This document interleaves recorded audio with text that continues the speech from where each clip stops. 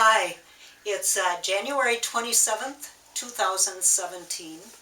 I'm Bobby Burnett, And I'm Gisela Halbheer. and we're going to talk a little about Gisela's immigration experience coming from Germany to the United States.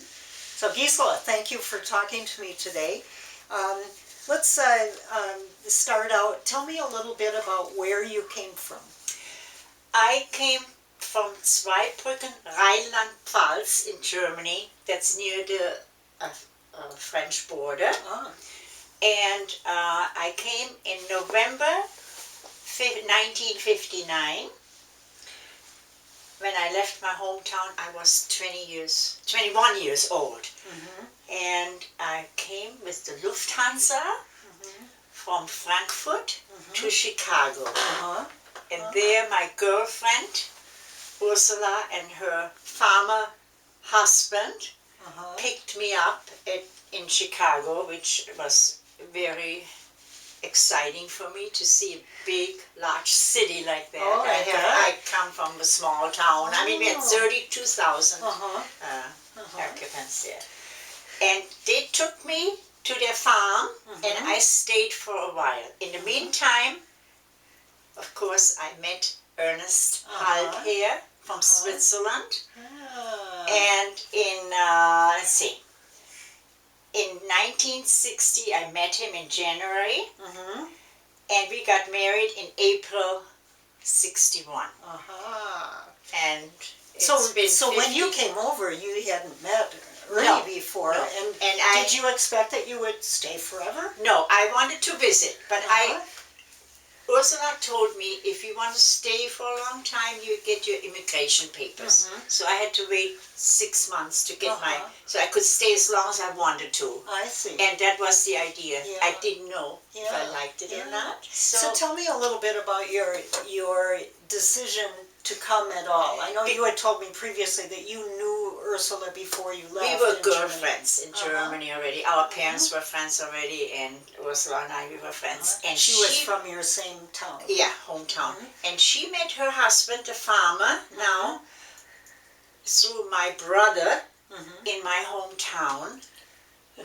That's where they met. And my brother brought David home, which could not speak German, and my brother could not speak English, but he told him, come on home, we have coffee and cool. David was American. Yes, Norwegian background, you know. So, and he was so happy to meet a family out there. Yes. And every Sunday afternoon we were together, we girls together, and Ursula was the only one who could speak English. So she made his day because she was able to speak to him. And those two hit it off, and they got married, and so they invited, when they got back to the farm here, they invited me to come and stay. And I didn't know how long. I didn't know if I liked it or not, but David was in the American military? He was in the army. He was, and that's how he happened that's how they met. But he had grown up here on the farm. Oh yeah, he was a farmer from Blanchardville already.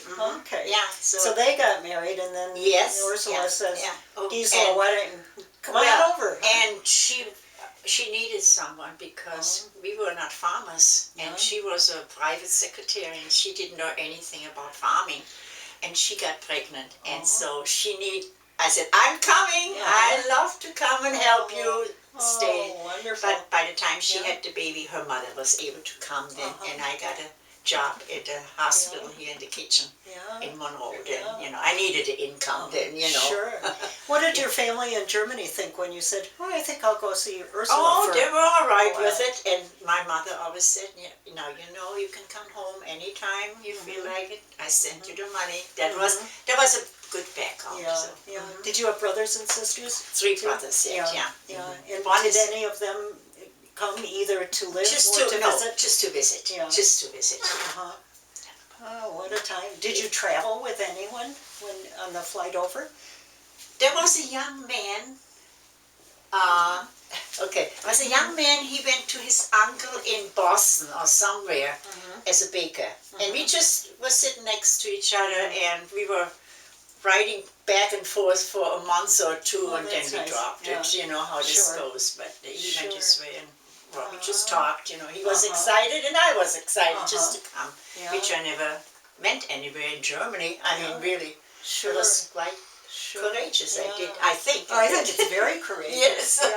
Do you remember some of your first impressions of the area or the people? Well, when we landed here in Chicago, I thought that was...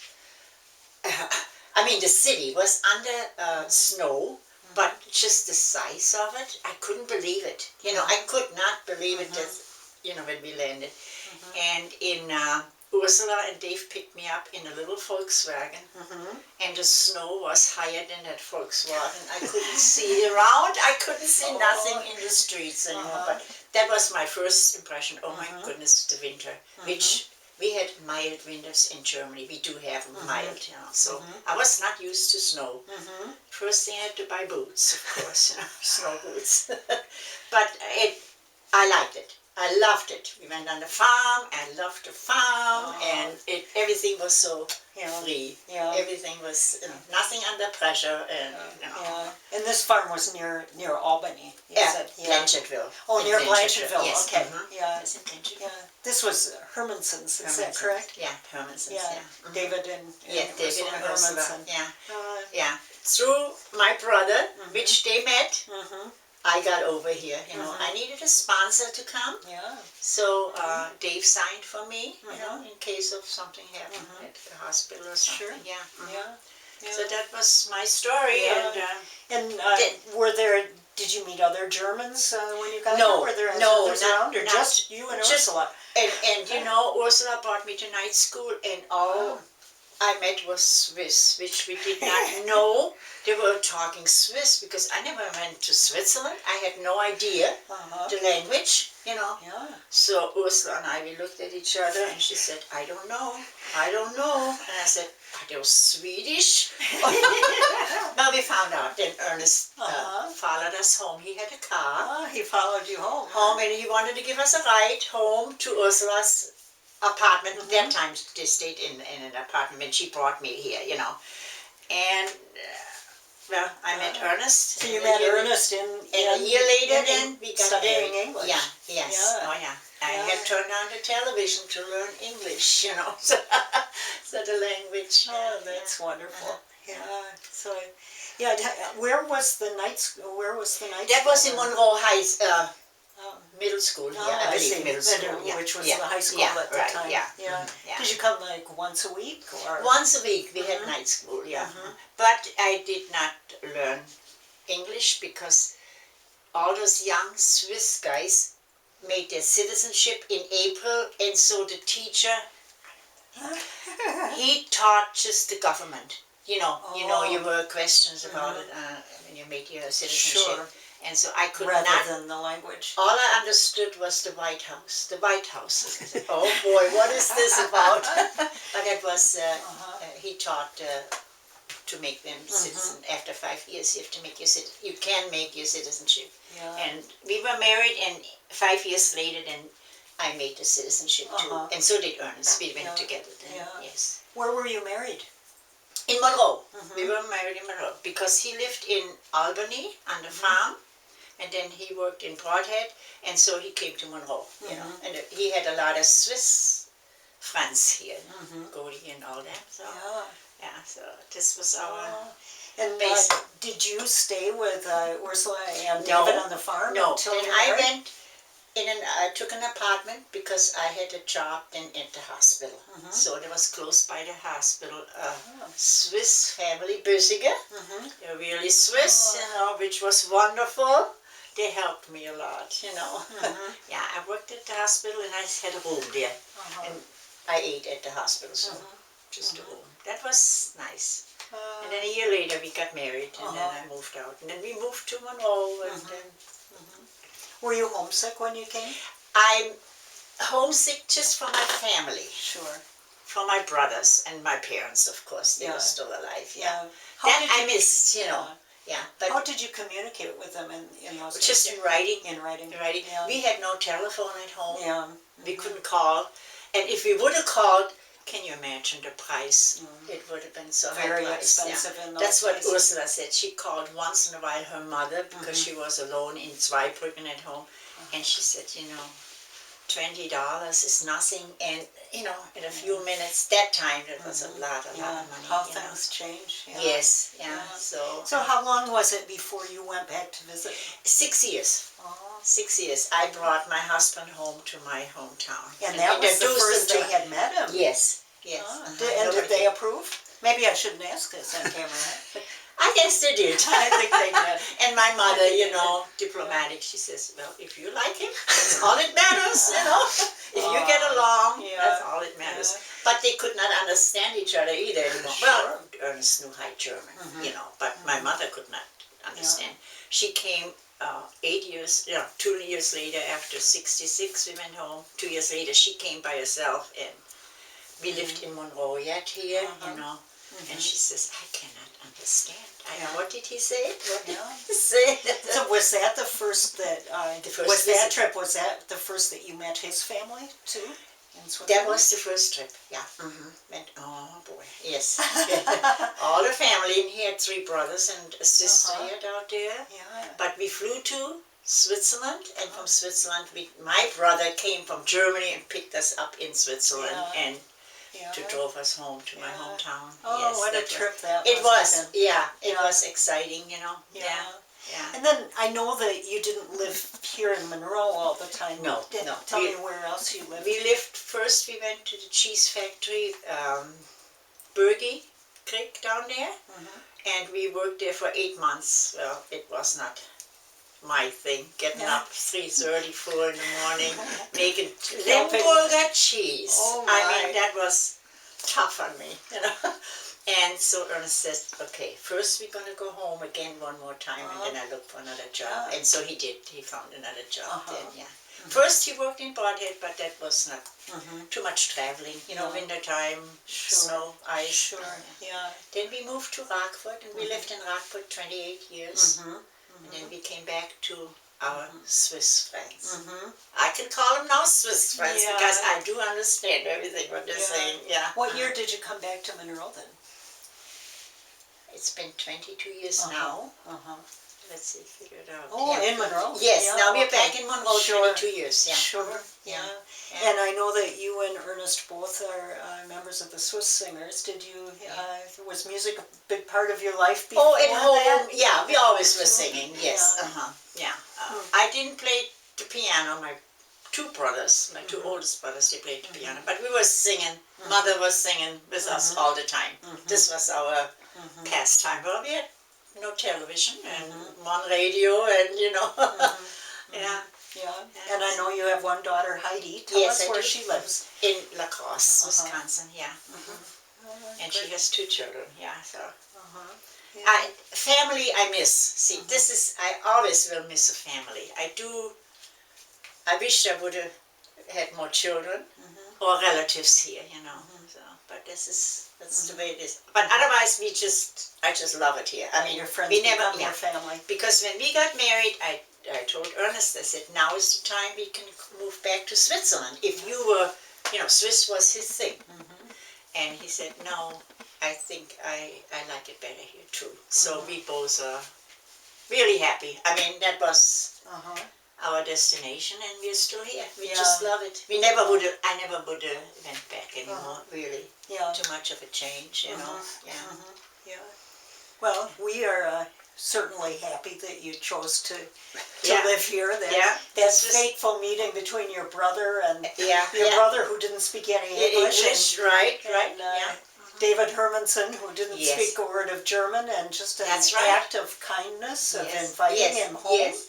One thing leads to another. My brother felt, it did. It led to, my brother felt sorry for him. He was just standing on the corner all by himself Sunday afternoon, that young farmer, I mean that soldier. He was a soldier, you know, and that's the way it started out. That's a good story. It interesting, And you've been back many times, I know, Oh, it's since been then. 24 times I've been back, you know. And has your hometown changed a lot? Oh, very, very much, very much, you know. After even 6 years I was gone, you know, married here. Boy, they changed the streets already, and we had, I mean, the whole town changed, you know. Every time we went back, it was different again, you know.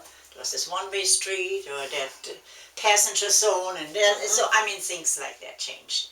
And that is, you know, you would have to get used to it again. Sure. And standing in the grocery stores, and that was not for me anymore. This is, you know, it's ideal here, so we love it here. Good.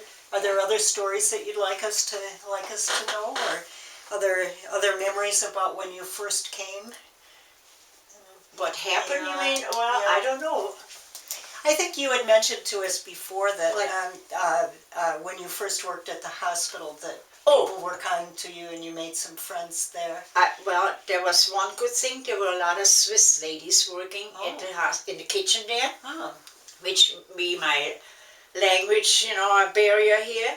That one sister who, you know, they run the kitchen up there. Sure. She hollered one day to me. I mean, it hollered. She said, "Give me some flour." And I know flour, I could hear that, so I went to the flour box and I started sifting that flour, and she said, "No, no, no, no, no, no, no, no." I said, "Oh my goodness, what am I doing now? What am I doing wrong?" And then the other Swiss lady said, "You don't have to sift the flour, we don't do that here, you know." So they helped me out a lot, you know, yeah. And we had an apartment close by the hospital, so I was able to walk. I wasn't driving, and so that was nice, you know. Have you always liked to cook and bake? Because for anyone watching this, Gisela is famous for her. No, I never her did. breads and her baked goods. Yeah, I love to. I do that now. But way back home, I worked in a jewelry department in a store, and we worked 6 days a week, and on Sunday, Ursula and we took off. That was our weekend off. We either went to the movie or walking out, you know, we walked a lot out there. But I never cooked anything or baked anything. And the first thing that I got, my mother brought me a cookbook and a German scale with it. Good thing, you know, the grams and not the ounces. And so I started, and then Ernest worked by Dean's down in Rockford. And I didn't have to go to work then anymore. You know, I worked part-time in a store down there at Bergner's that time. And then we adopted Heidi, and then that was my heaven. Wonderful. I needed that family. I needed that. Yeah. Wonderful. Yeah, it was a good time. And we still having a good time. So, I mean, you know. Well, thank you for sharing you're welcome, your stories. And again, we're always lucky to have you. And I'm happy with the Swiss singers so far. The Swiss community is lucky to have you in Monroe. I do not speak that language, but I understand everything. So be careful what so you say. they should be careful what they say. That's right. Right? That's right. Yeah. Good.